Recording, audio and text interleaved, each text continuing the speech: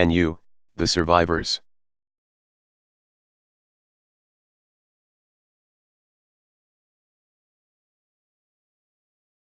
The perpetrators of that crime tried to annihilate the entire Jewish people.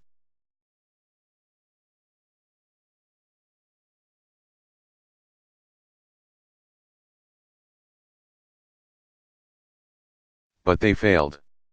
Because 65 years ago today, when the gates flew open, you were still standing.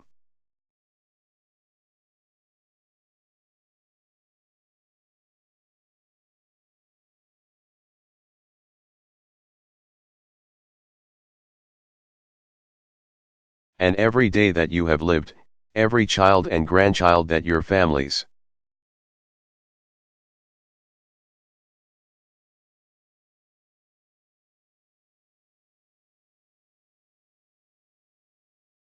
have brought into the world with love, every day the sun rises on the Jewish state.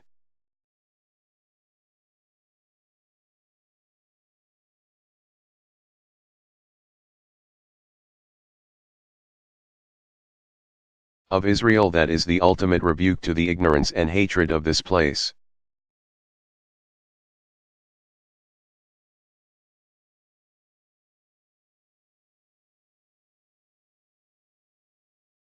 So to those of you who have come back today, I say, no, you are not former prisoners.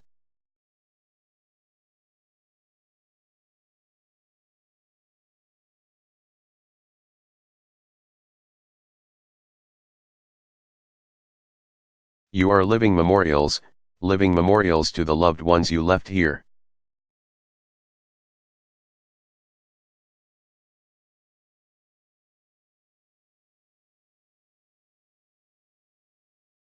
And to the spirit we must strive to uphold in our time, not simply to bear witness.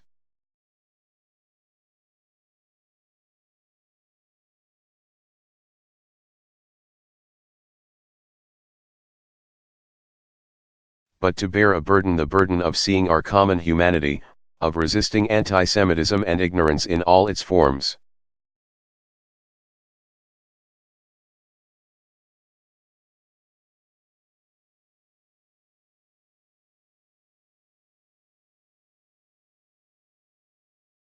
Of refusing to become bystanders to evil, whenever and wherever it rears its ugly face.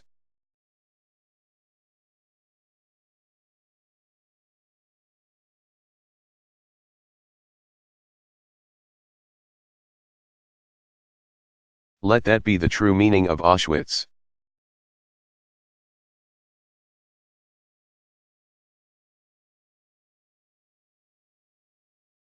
Let that be the liberation we celebrate today, a liberation of the spirit that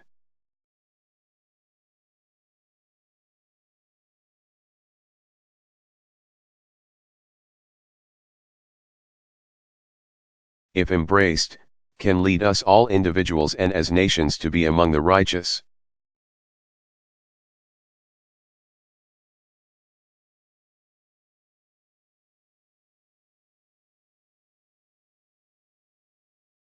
May God bless you all, and may God bless the memory of all those who rest here.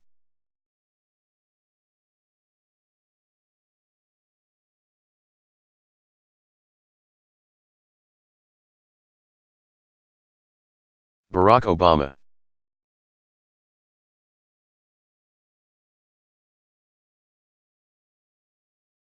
Address to the Australian Parliament.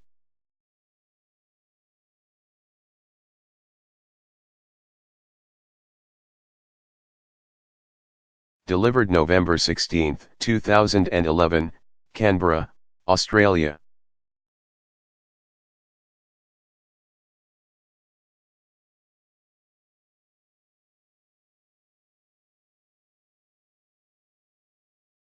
Prime Minister Gillard, Leader Abbott, thank you both for your very warm welcome.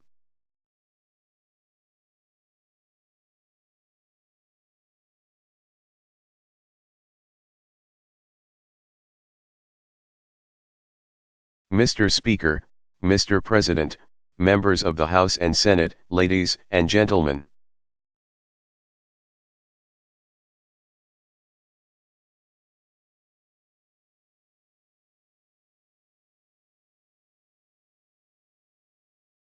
I thank you for the honor of standing in this great chamber to reaffirm the bonds between the United States and the Commonwealth of Australia.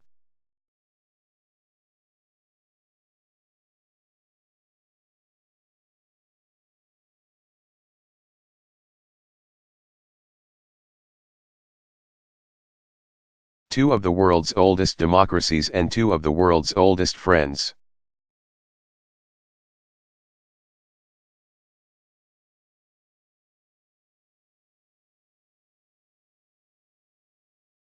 To you and the people of Australia, thank you for your extraordinary hospitality.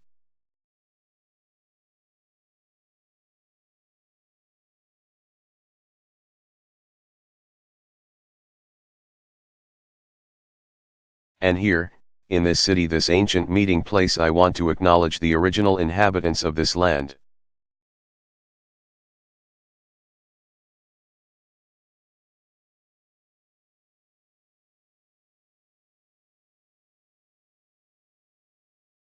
And one of the world's oldest continuous cultures, the first Australians.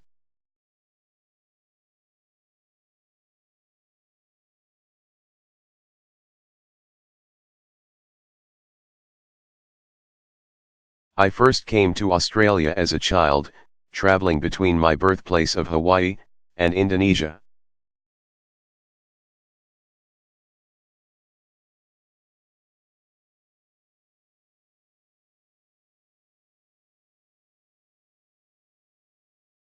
Where I would live for 4 years.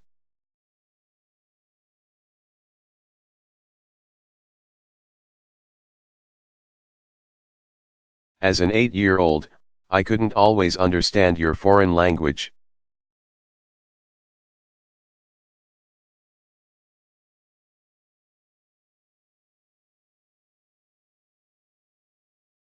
Last night I did try to talk some Strine.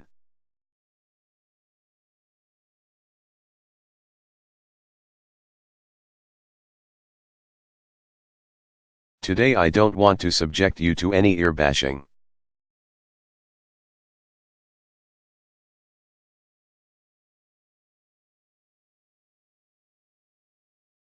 I really do love that one, and I will be introducing that into the vernacular in Washington.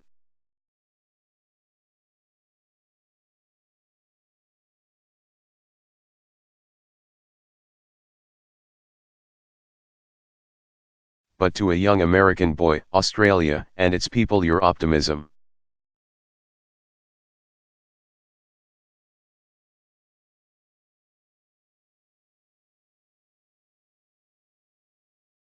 Your easygoing ways, your irreverent sense of humor all felt so familiar.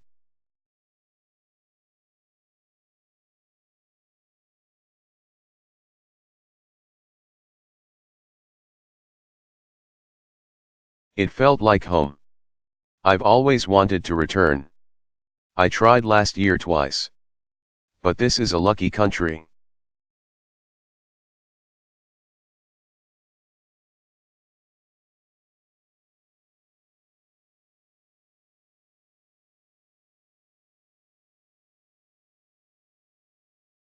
And today I feel lucky to be here as we mark the 60th anniversary of our unbreakable alliance.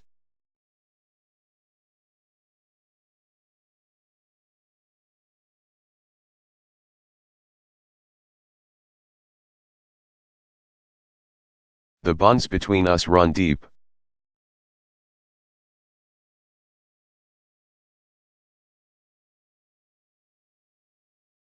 In each other's story we see so much of ourselves.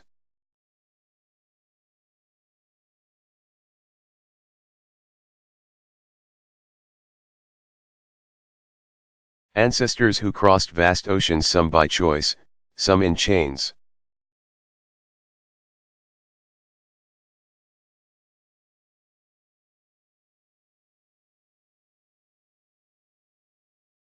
Settlers who pushed west across sweeping plains.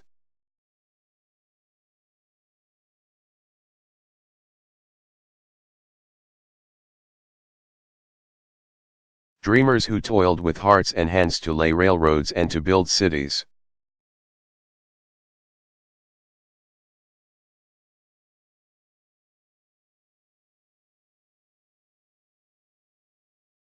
Generations of immigrants who, with each new arrival, add a new thread to the brilliant tapestry of our nations.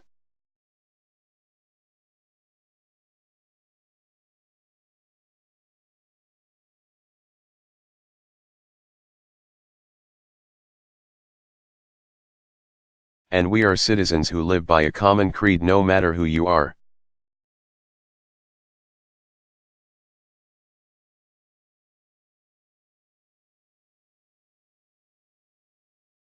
No matter what you look like, everyone deserves a fair chance, everyone deserves a fair go.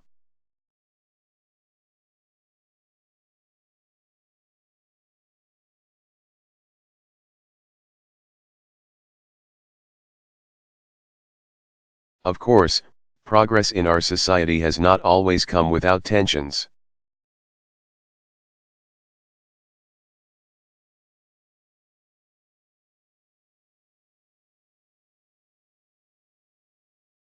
Or struggles to overcome a painful past. But we are countries with a willingness to face our imperfections, and to keep reaching for our ideals.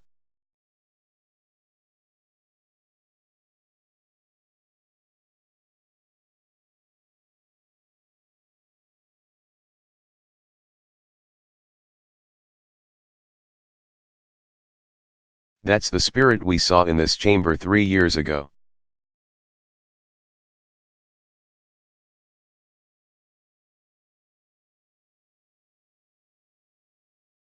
As this nation inspired the world with a historic gesture of reconciliation with Indigenous Australians.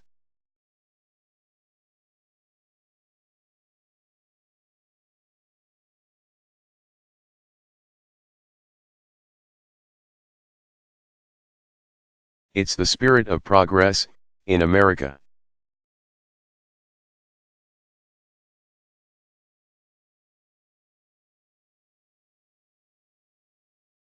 Which allows me to stand before you today, as President of the United States.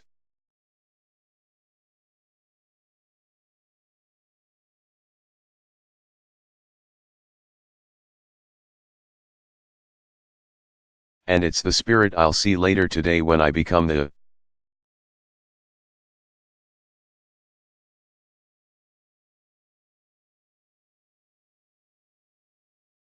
first U.S.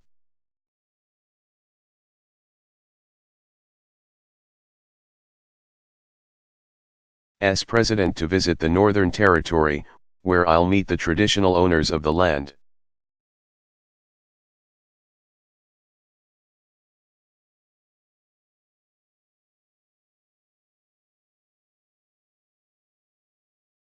Nor has our progress come without great sacrifice.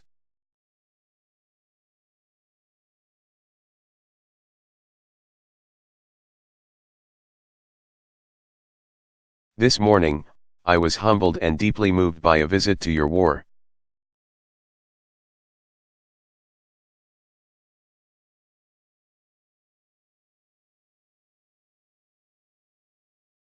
Memorial to pay my respects to Australia's fallen sons and daughters.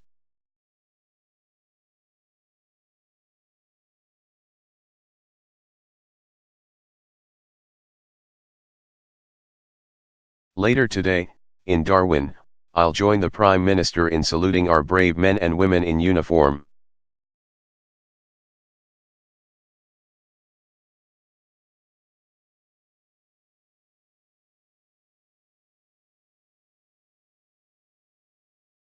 And it will be a reminder that from the trenches of the First World War to the mountains of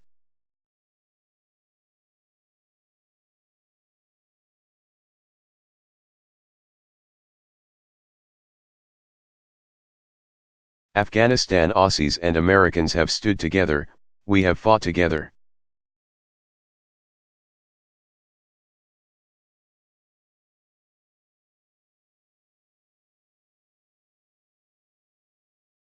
We have given lives together in every single major conflict of the past 100 years. Every single one.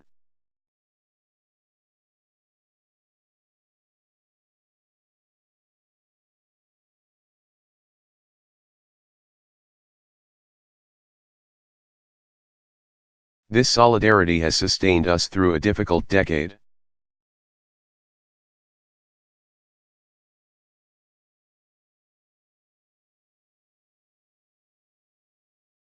We will never forget the attacks of 9/11, that took the lives not only of Americans.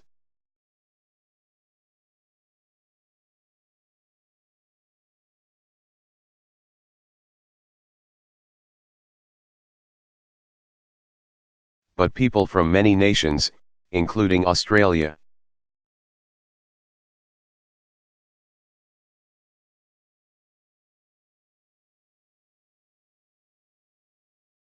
In the United States, we will never forget how Australia invoked the ANZUS Treaty.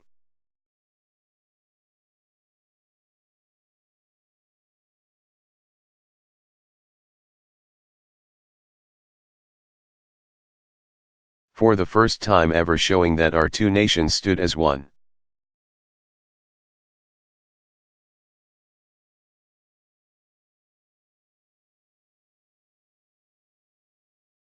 And none of us will ever forget those we've lost to Al-Qaeda's terror in the years since.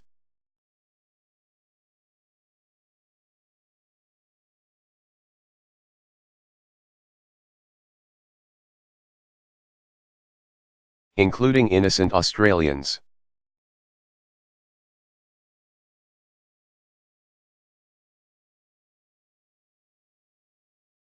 And that's why, as both the Prime Minister and the opposition leader indicated,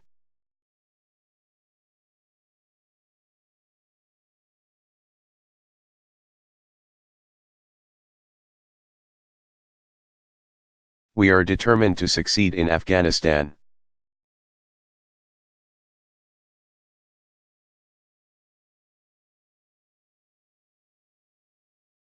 It is why I salute Australia outside of NATO, the largest contributor of troops to this vital mission.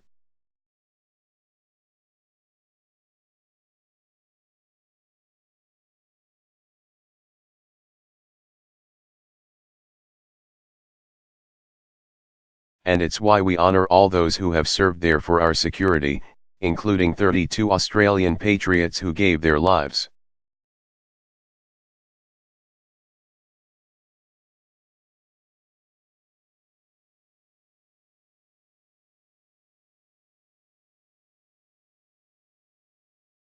Among them Captain Bryce Duffy, Corporal Ashley Bird, and Lance Corporal Luke Gavin.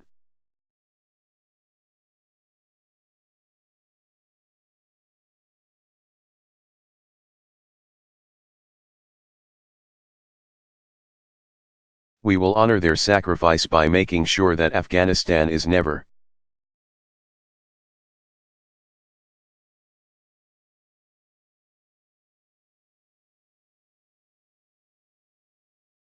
again used as a source for attacks against our people. Never again.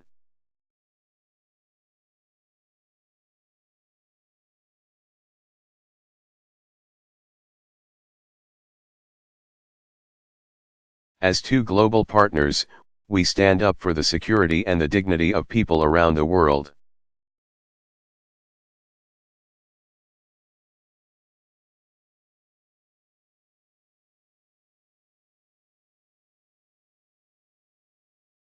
We see it when our rescue workers rush to help others in times of fire and drought and flooding rains.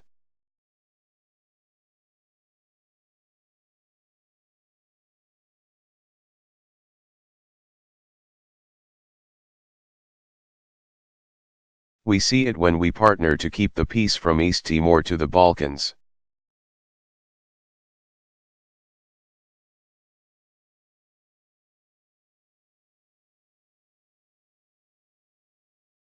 And when we pursue our shared vision, a world without nuclear weapons.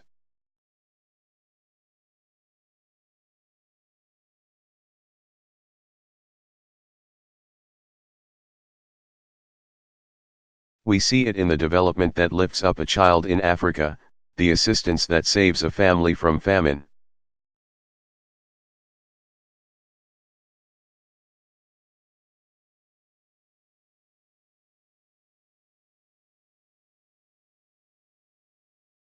and when we extend our support to the people of the Middle East and North Africa.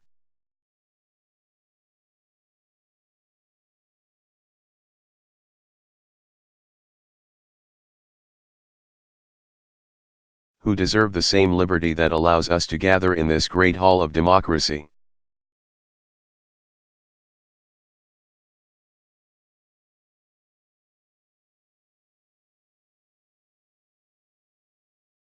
This is the alliance we reaffirm today, rooted in our values, renewed by every generation.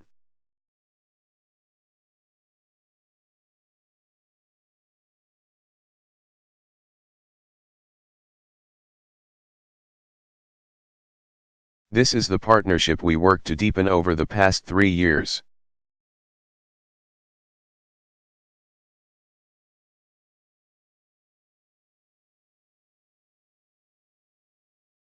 And today I can stand before you and say with confidence that the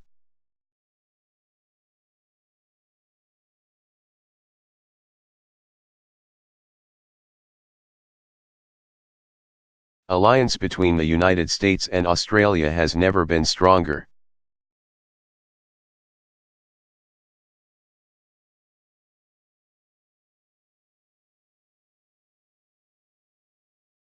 It has been to our past, our alliance continues to be indispensable to our future.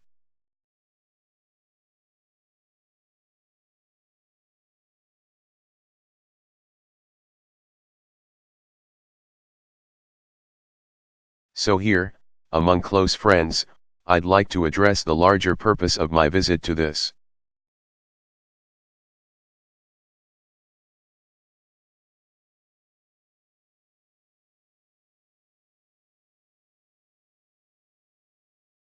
Region, our efforts to advance security, prosperity, and human dignity across the Asia-Pacific.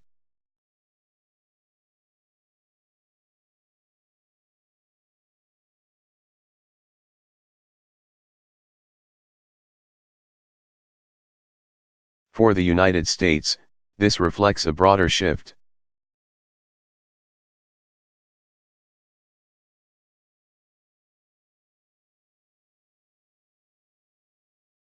After a decade in which we fought 2 wars that cost us dearly, in blood and treasure.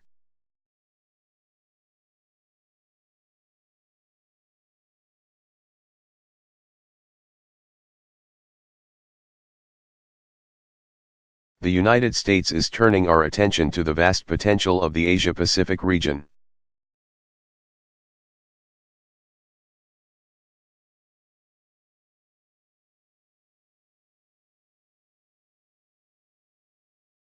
In just a few weeks, after nearly 9 years.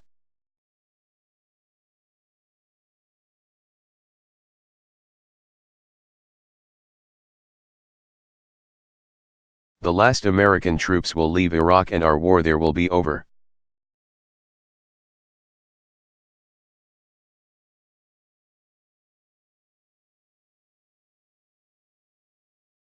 In Afghanistan, we've begun a transition, a responsible transition, so Afghans.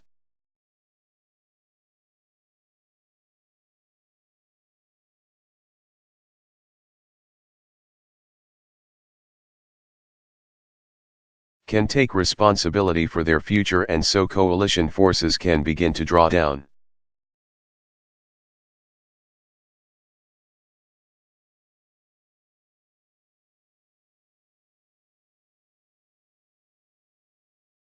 And with partners like Australia, we've struck major blows against Al-Qaeda and put that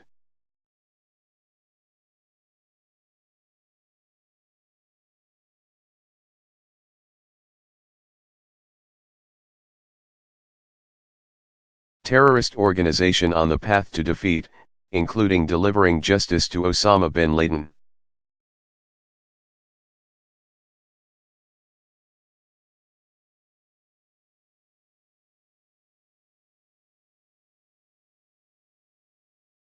So make no mistake, the tide of war is receding, and America is looking ahead to the future that we must build.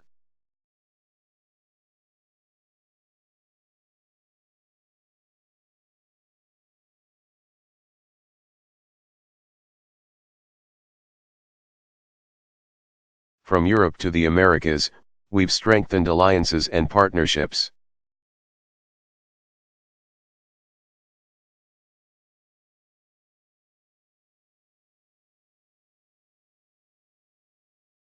At home, we're investing in the sources of our long-term economic strength, the education of our children.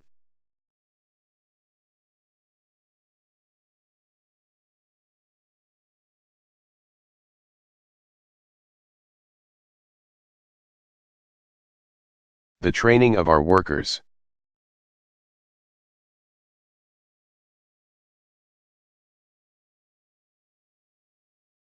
The infrastructure that fuels commerce, the science and the research that leads to new breakthroughs.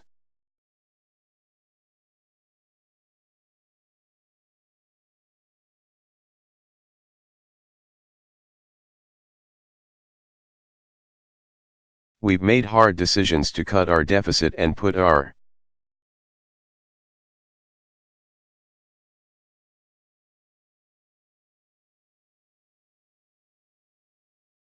fiscal house in order, and we will continue to do more.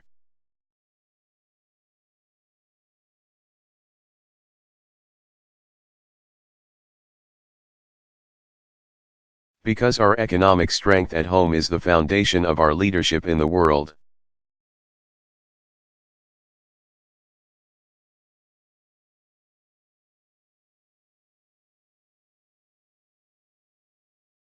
Including here in the Asia Pacific.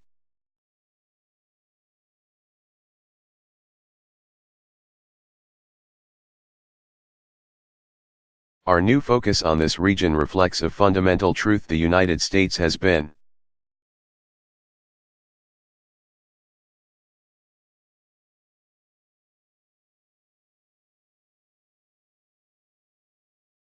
and always will be a Pacific nation.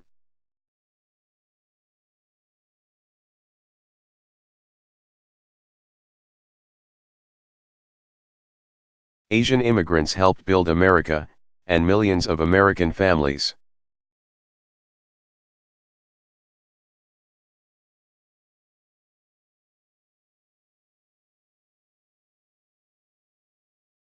Including my own, cherish our ties to this region.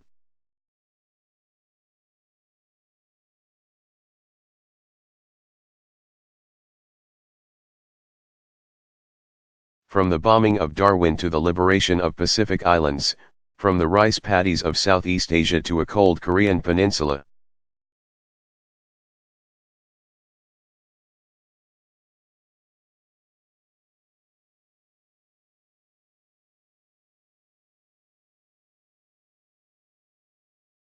Generations of Americans have served here.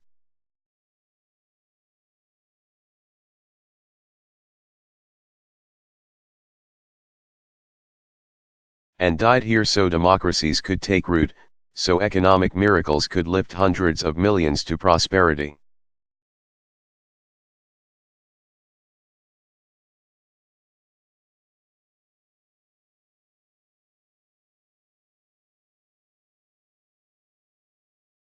Americans have bled with you for this progress.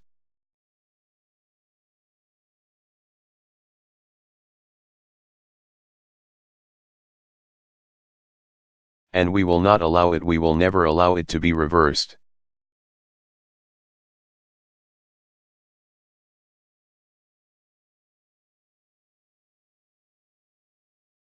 Here, we see the future.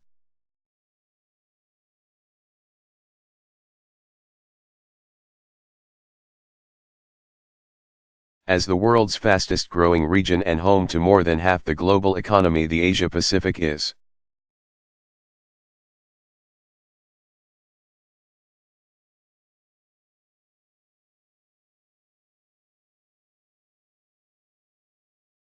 critical to achieving my highest priority, and that's creating jobs and opportunity for the American people.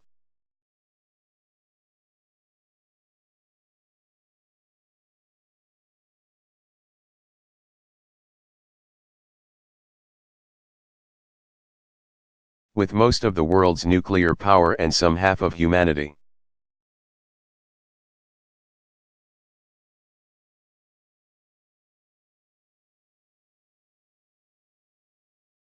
Asia will largely define whether the century ahead will be marked by conflict or cooperation, needless suffering, or human progress.